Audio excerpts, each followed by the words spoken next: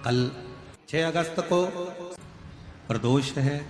प्रदोष के दिन बाबा बुधवार की प्रदोष पड़ती है तो शिव रजत भवन में निवास करते हैं। बुधवार की प्रदोष कामना की पूर्ति करती है। मेरा मेरी जीजी से, मेरी बहन से निवेदन है, तुम दुनिया के साल भर में कितने भी व्रत कर लो, तुम कितने भी उपास कर लो, तुम कितनी भी पूजन कर लो, तुम कितना भी अनुष्ठान कर लो, सारे व्रतों पर, सारे अनुष्ठानों पर, सारी पूजन पर, सावन के महीने के जो सोमवार होते हैं, जो शिवरात्रि होती है, जो प्रदोष होती है, ये पूरे साल के व्रतों पर प्रबलता प्रदान करते हैं, बल देते रहते हैं। पर निवेदन है, सावन के सोमवार का व्रत करो, पर ऐसा व्रत मत करना कि तुम्हारे व्रत करने से परमात्मा को भी टेंशन हो जाए। कई माताएं व्रत कर लेती हैं, मेरा सावन का महीने में व्रत है, पूरा 1 महीना व्रत करूंगी, 1 लौंग खाऊंगी, 1 गिलास दूध लूंगी, इसके सिवाय कुछ नहीं लूंगी, 1 फल खाऊंगी, इसके सिवाय कुछ नहीं। बहू बेचारी बोल रही, मम्मी शुगर ऊपर नीचे हो जाएगी, तुम्हारा बीपी ऊंचा नीचा हो जाएगा, तुम तो खाओ पियो। अब आपको पूरे महीने भगवान शंकर की आराधना भी करना है, पूजन भी करना है, अर्चना भी करना है, जाप भी करना है, कथा भी सुनना है, मंदिर भी जाना है, और मालूम पड़ा ऊपर से तुम बीमार पड़ गए। बीमार पड़ गए तो क्या मंदिर जा पाओगे? जम के तो बोलो नहीं। आराधना कर पाओगे? बैठकर भजन कर पाओगे? कथा सुन पाओगे? नहीं। इसलिए व्रत ऐसा करना जिस व्रत में तुमको भी टेंशन नहीं, तुम्हारे परिवार को भी टेंशन नहीं, और भगवान शंकर को भी टेंशन नहीं, किसी को चिंता नहीं। तुम्हारे व्रत करने से किसी को परेशानी नहीं। मालूम पड़े तुम भोजन का त्याग कर दो, इसका त्याग कर दो, उसका त्याग कर दो, सब चीजों का त्याग कर दो और बीमार पड़ जाओ, तो शिव महापुराण की कथा कहती है ऐसा तप, ऐसी साधना किसी का नहीं। कई माताएं तो ऐसी भी होती हैं भाई, पत्र लिखती हैं, कहे गुरुजी हमारे घर में अभी इनकी तबीयत ठीक हुई, फिर ससुर की तबीयत खराब हो गई, देवर का हो गया, देवरानी का हो गया, सास की हो गई, मेरी हो गई, बच्चे बीमार पड़ रहे हैं, कहीं कोई बीमार पड़ रहा है, कोई बीमार पड़ रहा है, एक ना एक घर में बीमार पड़ते ही रह रहे हैं, कोई ठीक रह ही नहीं पा रहा। गुरुदेव हमारे घर में कोई दोष हो गया क्या, या हमारे पूजन के कक्ष में कोई तकलीफ हो गई, या हमारे घर में पितृदोष हो गया, वास्तु दोष हो गया, काल सर्प दोष हो गया, एक बीमार पड़ता एक ठीक होता, फिर बीमार पड़ता फिर ठीक होता, फिर बीमार पड़ता फिर ठीक होता। शिव महापुराण की कथा कह रही है, शंकर भगवान का चरित्र कह रहा है, सावन के महीने में प्रदोष का जो दिन आए, 2 प्रदोष श्रावण के महीने के 2 प्रदोष पड़ेंगे, किसी भी प्रदोष पर एक पीपल के पत्ते पर कनेर का पुष्प अपने घर के अंदर रख लीजिए प्रदोष के 1 दिन पहले, और प्रदोष वाले दिन उसको बहते हुए पानी में डाल दीजिए। जिंदगी में जो तुम्हारे यहाँ तकलीफ चल रही है, एक उठ रहा है, एक बैठ रहा है, एक बीमार पड़ रहा है, एक ठीक हो रहा है, फिर बीमार पड़ रहा है, फिर ठीक हो रहा है, ये ठीक हुआ, फिर इसको हो गया, फिर इसको कुछ हो गया, फिर किसी को कुछ हो गया, अर्थात शिव का नाम लेकर। और फिर ही ध्यान देना, इस क्रम को करने के लिए आपको तुमरुकेश्वर महादेव का नाम लेना पड़ेगा। कौन से महादेव का नाम बोलना है? तुमरुकेश्वर महादेव, जिन्होंने भगवान शंकर की अविरल भक्ति को धारण करा। एक शिव और एक गुरु, 2 वाणी पर अगर भरोसा निश्चित है तो यह मानकर चलो कि भगवान शंकर आपके जीवन में कभी तकलीफ आने ही नहीं देगा। एक शिव की वाणी, एक गुरु की वाणी। प्रदोष व्रत का हम वर्णन करते हैं। जिस प्रदोष के दिन का आपको बधाई करने दी थी कि प्रदोष की आपको बधाई हो, प्रदोष शाम का जो समय होता है, प्रदोष काल जो होता है, उसका वर्णन जब हम करते हैं, ये प्रदोष की पूजन का विधान किसने बनाया, ये प्रदोष की पूजन का नियम किसने बनाया, ये प्रदोष की संध्या काल का, प्रदोष के समय का पूजन का विधान कौन बनाया, ये प्रदोष के समय पर एक बेलपत्र चढ़ाने का विधान किसने बनाया, प्रदोष के समय पर एक समीपत्र चढ़ने का विधान किसने बनाया, प्रदोष के समय पर अगर मान लो कोई भिखारी से भिखारी व्यक्ति भी है जो ठेला चला रहा है, उसके पास में खाने के लिए कुछ नहीं है, फटे कपड़े पहन रहा है, उसकी जिंदगी में कुछ भी नहीं बचा और कर्जे में लदालूम हो गया। एक चावल का दाना अगर वो प्रदोष के दिन, प्रदोष काल में शाम के समय पर शंकर के शिवलिंग पर चढ़ा देता है तो 3 या 4 प्रदोष में उसका कर्जा चूकना प्रारंभ हो जाता है। प्रदोष का विधान इतना ये प्रदोष का वर्णन करा किसने? इतना प्रदोष की महत्वता बताई किसने? कौन करे इतना वर्णन? अगर प्रदोष की महत्वता बताने वाला कोई है, इसीलिए मेरे शंकर भगवान माता सती को लेकर कुंभज ऋषि के यहाँ, अगस्त ऋषि के यहाँ कथा सुनने के लिए गए थे, क्योंकि उनके बराबर कोई शंकर के महत्व को बता नहीं सकता और प्रदोष के महत्व को नहीं बता सकता। सती मैया को प्रदोष का महत्व बताने के लिए शंकर सती जी को लेकर कुंभज बाबा के यहाँ गए थे, अगस्त ऋषि के, कि प्रदोष के महत्व को तो जानो सती, तुम प्रदोष के महत्व को तो सती जानो, तुम प्रदोष के महत्व को तो सती पहचानो कि प्रदोष का महत्व क्या होता है, प्रदोष काल का महत्व क्या होता है, प्रदोष के समय का महत्व क्या होता है। जिस समय पर सूरज डूब रहा हो, चंद्र प्रकाशित हो रहा हो, दोनों का मेल हो रहा हो, ना तो पूरा सूरज डूबा है, ना पूरा चंद्र आया है, ना पूरा अंधेरा है, ना पूरा उजाला है, उस समय को प्रदोष काल कहा गया, उस समय को प्रदोष का समय कहा, प्रदोष काल कहा। अब कई लोग हमसे कहते हैं, गुरुजी आप हमको प्रदोष का समय बताया करो कि प्रदोष काल किसको कहते हैं, प्रदोष का समय किसको कहते हैं। अब एक बात हम आप सबसे कहना चाहते हैं, जितने लोग आस्था चैनल पर सुन रहे हैं, जितने फेसबुक यूट्यूब पर सुन रहे हैं और जितने रेवाड़ी की इस पवित्र धरा पर कथा को सुन रहे हैं, आप सबसे एक बात कहना चाहेंगे, अगर हम समय देखकर बताएं आपको कि शाम को 6 बजे, 6:30 बजे, 6:30 पे लेकर 7:30 के बीच में ये समय है, या 5:30 से लेकर 6:30 तक का ये समय है, या हम तुमको बोल दें कि इतनी बजे ये समय प्रदोष काल का रहेगा या इतनी बजे ये समय रहेगा, तो देखिए कभी कभी ठंड का समय आता है तो दिन जल्दी ढल जाता है, कभी कभी गर्मी का समय रहता है तो दिन बहुत लेट ढलता है। इसलिए समय की गणना से मत चलो, आप तो ये अंदाजा लगाकर रखो कि दिन ढल रहा हो, अंधेरा होना शुरू हो रहा, सूरज डूब रहा हो, चंद्र प्रकाशित हो रहा हो, अंधेरा अपना काम कर रहा है, सूरज ढलता जा रहा है, दिन कम होते चले जा रहा है और अंधेरा थोड़ा बढ़ते चले जा रहा है। इन दोनों का जो मिलन का समय हो, अब वो कितनी भी बजे, आप तो बस उसके मिलन का समय निकाल लो, वही समय प्रदोष काल कहलाता है, वही समय प्रदोष काल।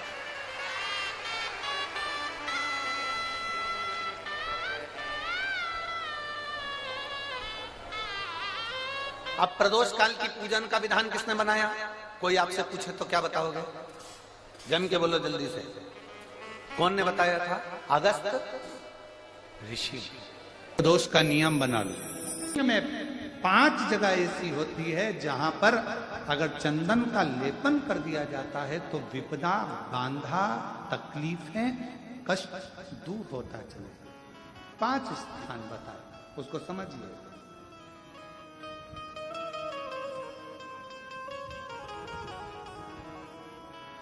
जैसे इसको देखो, ठीक है, ये शिवलिंग को अपन मान लो, इसको जलाधारी मानो जहां से जल बहता, ठीक है। ये गोल भाग जलाधारी जिस पर शिवपिंडी रखिए, यहीं पर अपन गणेश जी, कार्तिकेय का स्थान, बीच में अशोक सुंदरी का स्थान मान लो। अब इसको समझिएगा। 5 स्थान बताए। पहला स्थान भगवान शंकर के पूरे शिवलिंग का मध्य भाग, ये पूरा जो शिवलिंग है शिव जी का, उस शिवलिंग का मध्य भाग प्रथम। द्वितीय है जहां पर गंगा का अविरल धारा निरंतर बह रही है, द्वितीय स्थान गंगा की धारा का मूल बिंदु शिखा। पहला, दूसरा। तृतीय स्थान उसी के सामने जो जलाधारी का पटका दिख रहा हो, दिखता है? जलाधारी का सामने का हिस्सा, भीतर का हिस्सा नहीं, जिस पे रखा है वो हिस्सा नहीं, सामने जो दिख रहा है। 1, 2 और तृतीय स्थान मां अंबा जगदम्बा के कंठ भाग पर चंदन का लेप। महाराज 3 स्थान ये बताए। चौथा स्थान जहां से जल नीचे गिर रहा है, जल गिरने का जो स्थान छोटा सा एक भाग रहता है, जितनी जगह रहती है उसके मध्य भाग, चतुर्थ स्थान। और 5वें नंबर का जो भाग बताया गया वो अशोक सुंदरी का स्थान। ये 5 स्थान ऐसे हैं जहां चंदन का थोड़ी सी बिंदी भी अगर हम लगा देते हैं तो कैसी भी विषम परिस्थिति हो वो टल जाती है और बाबा की कृपा होना। पंचदेव, शिव पंचायत के 5 देवताओं का स्मरण कर कर, सूर्य देव, नारायण, मां अंबा, जगदम्बा, दुर्गा भवानी, भगवान देव महादेव, भगवान श्री गणेश जी महाराज का स्मरण कर कर पंचदेव के नाम से पंच नहीं है अपने मंदिर में, शिव पंचायत नहीं विराज रही है या शिव पंचायत है नहीं, अपने मंदिरों में शिव पंचायत की मूर्ति नहीं है, तो हम 5 स्थान पर लेपन कर सकते। और हम तो यहाँ कभी घर के लोग अगर गलत मार्ग में जा रहे हैं, भटक रहे हैं, तो शिव जी पर इसी 5 स्थान पर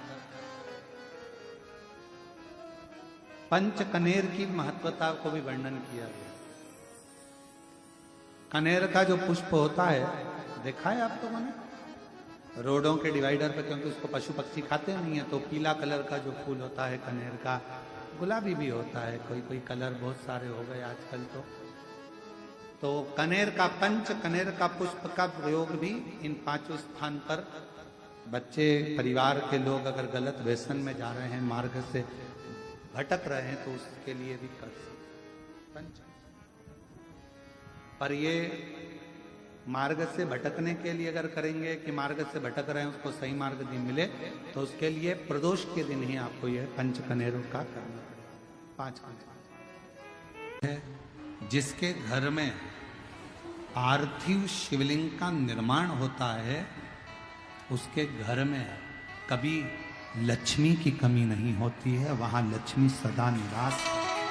कि जिंदगी में कर्जा ही कर्जा डूबा हुआ है, कर्जे में लदालूम हो और कोई उन्नति हो ही नहीं रही, बहुत कष्ट में हो गए, तो प्रदोष के दिन बेलपत्री के वृक्ष के नीचे दीप लगाएं, शिव जी के मंदिर में जाकर दीप लगाएं और अपने घर के दरवाजे पर दीप लगाएं। प्रदोष के दिन बेलपत्र के वृक्ष के नीचे लगाया गया दीपक, शिव मंदिर में लगाया गया दीपक और अपने दरवाजे पर लगाया गया दीपक, ये तीनों जब एकाग्रित भाव से दीप लगाए जाते हैं तो ब्रह्मा विष्णु महेश हमारे कार्य की सफलता देते ही हैं, उसमें अटकल नहीं। प्रदोष बन सके तुम्हारे पास में शिवालय हो या बेलपत्री का वृक्ष हो, वहां दीप दान अवश्य करना चाहिए।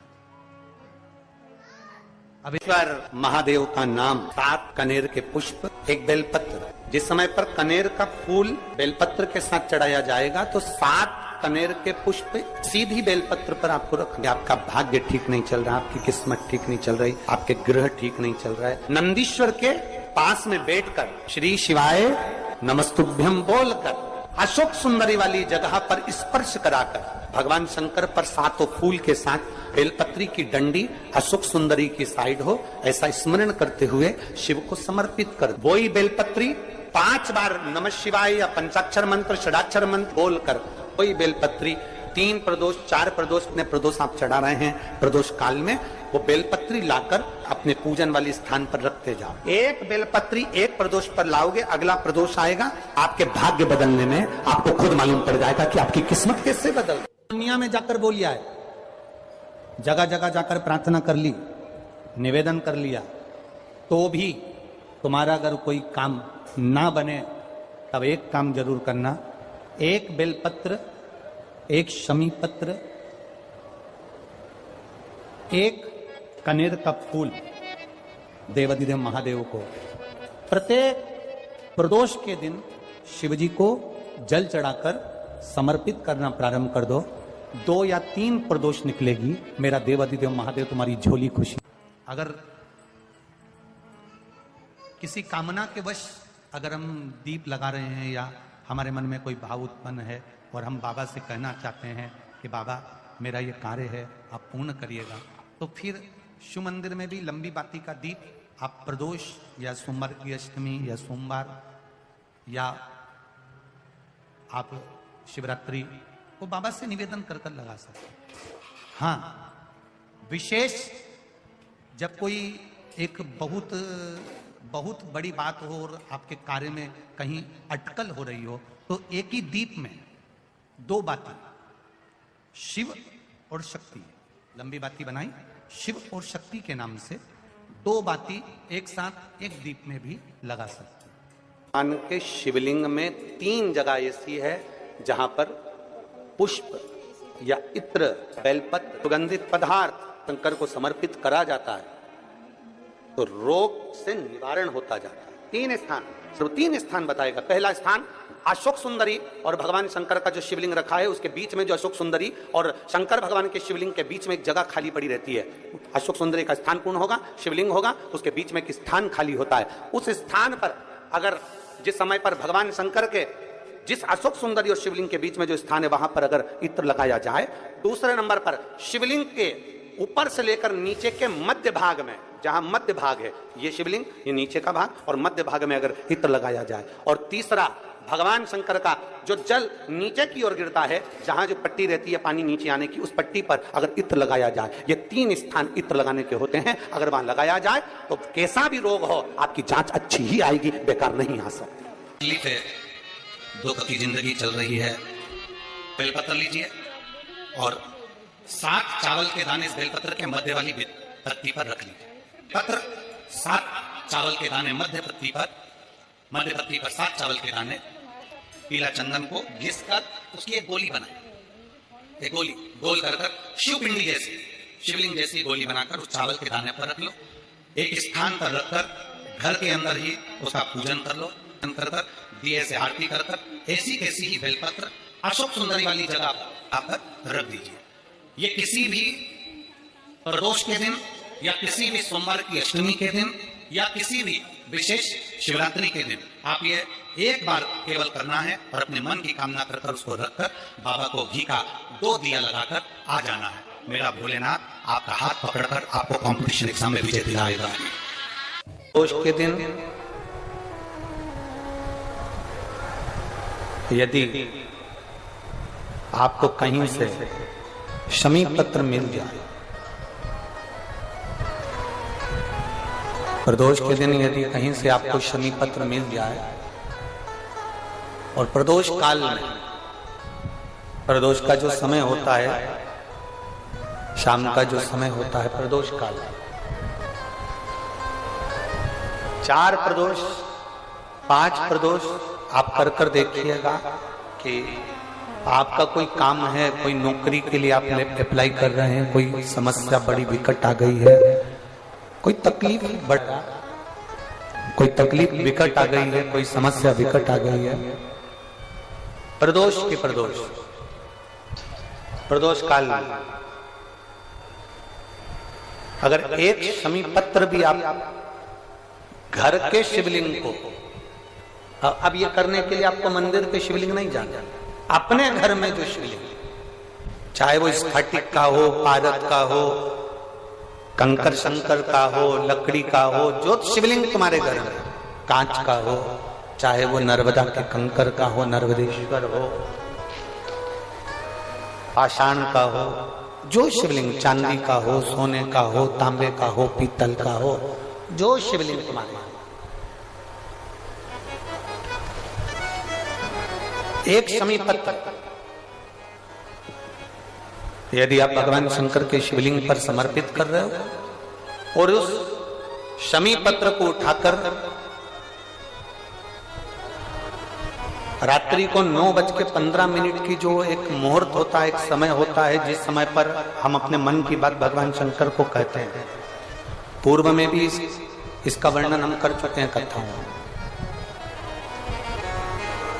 उस 9:15 पर वो शमी पत्र को उठाकर एक कागज में, एक कटोरी में उसको रखते थे।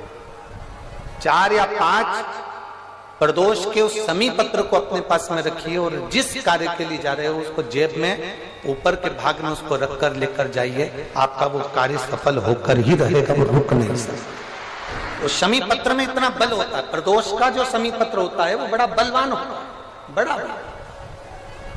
सोमवार, प्रदोष, शिवरात्रि, सोमवार की अष्टमी, ये वो तिथियां हैं, ये वो वार हैं।